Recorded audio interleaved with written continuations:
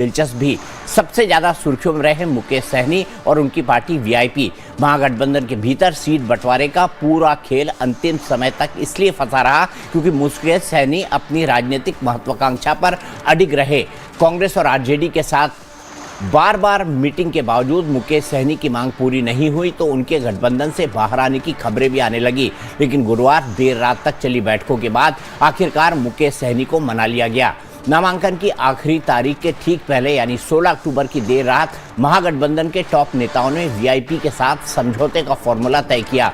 मुकेश सहनी ने अपनी पार्टी के लिए पहले 60 सीटों की मांग की थी, लेकिन घटते घटते वो 20 तक पहुंच गए।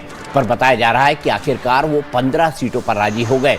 इसके बदले में मुकेश सहनी की पार्टी को राज्यसभा की 1 सीट और 2 एमएलसी सीट देने का भी वादा किया गया है। लेकिन मुकेश सहनी ने दो टूक कह दिया है कि राज्यसभा जाने का उनका कोई इरादा नहीं है। ऐसा माना जा रहा है कि वो गौड़ा बोराम सीट से पर्चा भरेंगे, लेकिन आज उन्होंने इस सीट से अपने भाई संतोष सहनी को चुनावी मैदान में उतार दिया। मुकेश सहनी अपने लिए डिप्टी सीएम की मांग पर अड़े हुए हैं। देर रात सीट फाइनल होने के बाद मुकेश सहनी पटना से दरभंगा रवाना हो गए, जहां उन्होंने उम्मीदवारों को सिंबल बांटे और जीत का नारा बुलंद किया। तोहफा आप ही के संघर्ष के बदौलत को हमें प्राप्त हुआ है। ताजा आजादी के 77 साल बाद पहली बार ऐसा हो रहा है कि शहर में एक निषाद मछुआरा मल्ला का बेटा को एक महागठबंधन की तरफ से हम लोग प्रत्याशी बना रहे हैं। साथियों, निश्चित तौर पे आपका आशीर्वाद सहयोग अगर हमें प्राप्त होते रहेगा, हमारे संघर्ष के साथ खड़ा होगा, तो निश्चित तौर पे आने वाला समय में मेरा बहुत बड़ा सपना है, वो भी आने वाले समय में हम लोग पूरा करेंगे।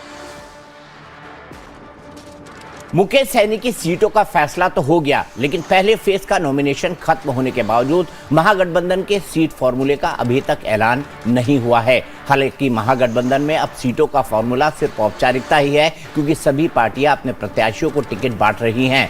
बहरहाल मुकेश सहनी के मान जाने के बाद कांग्रेस ने अपनी पहली लिस्ट जारी कर दिया है। कांग्रेस की पहली लिस्ट में 48 उम्मीदवारों के नाम हैं। इनमें 5 महिला प्रत्याशी हैं, 4 मुस्लिम कैंडिडेट हैं, जबकि अनुसूचित जाति के 9 प्रत्याशी शामिल हैं। कांग्रेस के प्रदेश अध्यक्ष राजेश राम कुटुंबा से चुनाव लड़ेंगे, जबकि कांग्रेस विधायक दल के नेता शकील अहमद खान को कदवा से टिकट मिला है। खास बात यह है कि इनमें से ज्यादातर प्रत्याशियों को लिस्ट जारी होने से पहले ही टिकट मिल चुका है, जबकि बाकी बची सीटों पर समझौते के बाद प्रत्याशी उतारने की बात कही जा रही है।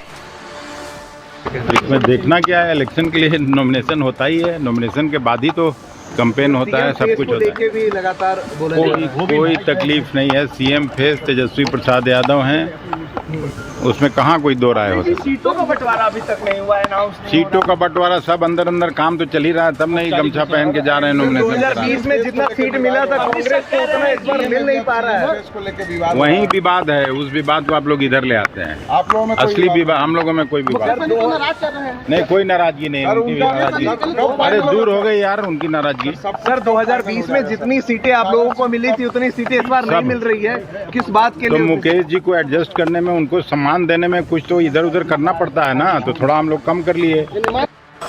बीजेपी अपना घर देखे ना, शीशे के घर में रह के पत्थर फेंकते हैं। हाँ? हद हो गया। तब तो हनुमान को औकात बताए, राम बचा ही नहीं पाए। सब सीट पर अपना निंद्रा टूटी जीनियस नीतीश कुमार जी की। बड़े बाप रे बाप, विभीषण सब हमको खाइए जाएगा। बीजेपी को बोला कि आप जाइए अपना सीएम बनाइए, आपको बहुत औकात पे आ गया। मांझी जी बोला एनडीए नुकसान में जाएगा। गिरिराज क्या बोला मुगलताई में बीजेपी ना रहे। कुशवाहा जी तो डेली लव लेटर लिख रहे हैं, बार्गेनिंग चल रही है, सब ठीक नहीं। केसी त्यागी भी बोले ही। हमारे यहाँ कौन बोला क्या? हमारे यहाँ तो ऑल इज वेल है, ऑल इज वेल। तो ये क्यों नहीं है, सीट शेयरिंग अनाउंसमेंट क्यों नहीं हो गया? सब हो जाएगा, आप काहे चिंता कर रहे हैं? लास्ट डेट है नॉमिनेशन, कोई जरूरी है? अभी तो डबल, अभी तो 3-4 दिन है, 20 तारीख तक है। 20 के बाद सब हो जाएगा। सीट समझौते में देरी की वजह से महागठबंधन में अजीब स्थिति बन गई है। कई सीटों पर गठबंधन के सहयोगी दल ही आमने सामने आ गए हैं। अब तक 8 सीटों पर महागठबंधन की ओर से 1 से ज़्यादा उम्मीदवार खड़े हो चुके हैं। यहां तक कि समझौते में वीआईपी को मिली गौड़ा बराम सीट से भी आरजेडी प्रत्याशी ने पर्चा भर दिया था, लेकिन अब वापस लेने की खबर है। अब सवाल है कि मुकेश सहनी और उनकी पार्टी को मनाने के लिए इतनी जद्दोजहद क्यों हुई। दरअसल मुकेश सहनी निषाद समाज यानी मछुआरा नाविक समुदाय से आते हैं।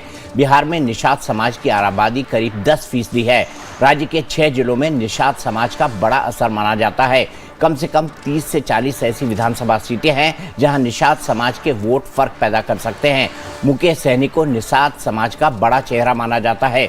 मुकेश सहनी खुद को सनफ मल्लाह कहते हैं। पिछला विधानसभा चुनाव उन्होंने एनडीए के साथ लड़ा था, उसमें 11 सीटों पर लड़कर वीआईपी 4 सीटों पर जीती थी। पिछले चुनाव में वीआईपी को 1.62% वोट मिले थे। इसीलिए मुकेश सहनी को एनडीए और महागठबंधन दोनों से तवज्जो मिलती रही है। फिलहाल मुकेश सहनी को लेकर विरोधी पार्टियां जमकर चुटकी ले रही हैं। कोई डिप्टी सीएम खुद ही से बन गया, किसी ने कहा मैं ही बनूंगा और उसको अभी 1 सीट ही नहीं मिला। महागठबंधन के लोग बताएं कि भाई मुकेश सहनी जी आपके साथ हैं या कि नहीं है। अभी तक मुकेश सहनी जी की पार्टी की ओर से आधिकारिक तौर पर किसी भी सीट पर सिंबल नहीं बांटा गया, जहां तक हम लोग की जानकारी है। गठबंधन टूट गया है, खाली नाम के लिए पब्लिक को बेवकूफ, जहां हो गया वहां बन गया, जहां नहीं बना वहां नहीं बना। यही लोग बता रहे थे, अपना यात्रा निकाले थे कि हम लोग का बहुत याराना है आपस में। अब याराना कितना है वो दिख रहा है। देखिए, तलखियां काफी बढ़ी हुई है वीआईपी पार्टी के लिए। तो बिल्कुल ही हम कह सकते हैं कि मझधार में आरजेडी ने उन्हें छोड़ दिया है, लेकिन जो जिस कदर उनके अंदर का बिखराव सामने आया है, और ये मसला यहीं तक नहीं रुकने वाला है। अनेक सीटों पर उनके यहाँ दोस्ताना संघर्ष, या हम दोस्ताना संघर्ष जैसी बात दरअसल होती नहीं है। एक दूसरे के खिलाफ खम ठोक कर जब चुनाव में लोग लड़ते हैं तो फिर वो कीचड़ भी उछलेंगे, अभियान की धज्जियां भी उड़ेंगी। और इसी पर बात करने के लिए मेरे साथ 3 खास मेहमान हैं। मेरे साथ भारतीय जनता पार्टी के प्रवक्ता अनिरुद्ध प्रताप सिंह हैं, मेरे साथ डॉक्टर टीना करमवीर जो कि प्रवक्ता है कांग्रेस की, और मेरे साथ डॉक्टर राजकुमार राजन जी हैं जो कि प्रवक्ता है आरजेडी के। राजन जी, सबसे पहले मैं आपसे जानना चाहूंगा, Mukesh Sahani deputy chief minister है ना? डिप्टी चीफ मिनिस्टर के कैंडिडेट बनेंगे ना deputy chief minister? Deepak ji, देखिए, महागठबंधन में कोई दिक्कत नहीं है। सीट शेयरिंग वगैरह सारा कुछ हो चुका है, और आज तो कहाँ हुआ घोषणा, कहाँ हुई कैंडिडेट? घोषणा करने की जरूरत क्या है? जब आपसे सहमति बन गई तभी अरे तो जनता को तो मालूम पड़े ना कौन अलग कितनी सीटों पर लड़ रहा है। आप जनता को इस जानकारी से वंचित रखना चाहते हैं? सबको बता दो, 60 सेकंड सबके हैं। देखिए, जनता सब समझ रही है कि जनता का प्रमुख लक्ष्य जो है बिहार को नया बिहार बनाना है। नया ऊर्जावान एक नेतृत्व जो है ऊर्जावान चाहिए, वो माननीय तेजस्वी जी हैं, जनता को अच्छे से पता है। लेकिन एनडीए में आप देखें तमाम तरह के अंतर्विरोध कितने सामने आ रहे हैं। जिसके घर, दीपक जी, जिसके घर शीशे के होते हैं दूसरे घर पर पत्थर नहीं फेंकना चाहिए। अपने घर को तो बचा नहीं पा रहे हैं। आए दिन नई नई तरह की योजनाएं बनती है, नए नए तरह की घटनाक्रम घट रही है। नीतीश जी खुद खपा थे, उनको मनाने के लिए बड़े बड़े लीडर का सबको घर से भगा दिया उन्होंने। आप देखिए, उपेंद्र कुशवाहा को सही सीट नहीं दिया गया, वो दिल्ली तक आए, लेकिन तब भी उनकी बात नहीं माना गई। तो दिल्ली में आके बैठा के तानाशाही रवैया अपना के एनडीए ने अपने छोटे छोटे गठबंधनों को, छोटी छोटी पार्टियों को जो सीट मन में आया वो बांट दिया। ठीक है, ये तो एनडीए में पूरा बिखराव है अंदर में। अंतर्विरोध जो दिख रहा है वो तो इलेक्शन चुनाव के समय दिखेगा। अनिरुद्ध प्रताप सिंह जी, अंदर 60 सेकंड सबके हैं, प्लीज समय का ख्याल रखिए। अनिरुद्ध प्रताप सिंह जी, अंतर्विरोध है एनडीए के, वो बता रहे हैं उपेंद्र कुशवाहा को मनमाफिक सीट नहीं मिली, नीतीश कुमार नाराज हो गए, उनको मनाने के लिए जो है नेताओं को भेजना पड़ा है। तो हुआ तो ये सब था ना अनिरुद्ध जी? दीपक जी, मैं अभी आपका शुरुआत में सुन रहा था तो मैं यही देख रहा था कि इंडिया अलायंस की हालत ये हो गई, जैसे होता है कहावत है, सूत न कपास जुलाहों में लट्ठिक लट्ठा हो गया। क्योंकि ना वहां पे इनकी सरकार बन रही है, ना वहां पे कुछ हो रहा है। कौन सीएम बनेगा, कौन डिप्टी सीएम बने, मतलब कुछ है नहीं, लेकिन आपस में लट्ठे में लट्ठा चल रहा है। ये दिखाता है कि किस तरीके से ये लोग वहां पे निषाद समाज का कितना अपमान कर रहे हैं। मुझे तो व्यक्तिगत रूप से बड़ा मतलब दुख होता है, क्योंकि मैं तो अयोध्या का वासी हूं और वहां तो राजा राम ने हमेशा निषाद समाज का सम्मान किया था। आप देखिए कि बिहार के अंदर जिस तरीके से असम्मानित महसूस कर रहे हैं वो कैसे वहां पे रह पा रहे, मुझे तो यही समझ में नहीं आ रहा है। उनको तो कम से कम कुछ सोचना चाहिए कि भाई निषाद समाज का इस तरीके से अगर अपमानित करके आप तेजस्वी यादव के घुटने में क्यों झुके हुए हैं? आप पता नहीं क्यों, आपको क्या वहां पे मिल रहा है। एक बात, दूसरी बात ये आती है कि पहले ये सर की यात्रा निकाले कहे हम चुनाव नहीं लड़ेंगे। आज देखिए सब लोग आपस में कह रहे हम लड़ेंगे, हम लड़ेंगे, हम लड़ेंगे, सब लोग चिल्ला रहे हैं बैठ के हम लोग लड़ेंगे। और ये क्या देख रहे हैं, इनके प्रॉब्लम क्या है कि Bharatiya Janata party NDA alliance में सहभागिता की बात होती, सेवा की बात होती, ठीक है, डेमोक्रेटिक अलायंस है तो वहां पे चर्चा है कि सही उसमें हल होता है। लेकिन इनके यहाँ क्या है, जैसे कि बिजनेस कोई हो रहा है, डील हो रहा है, साहब हम सीएम बनेंगे, हम डिप्टी सीएम बनेंगे, नहीं ये नहीं, ये वाला मिनिस्ट्री हमको चाहिए, अच्छा ये वाला नहीं, ये वाली मिनिस्ट्री चाहिए। अभी इनके पास ना कुछ है, ना आने वाले टाइम में कुछ है, केवल टाइम पास करें ताकि इनके बूथ एजेंट इनके साथ जुड़े रहें।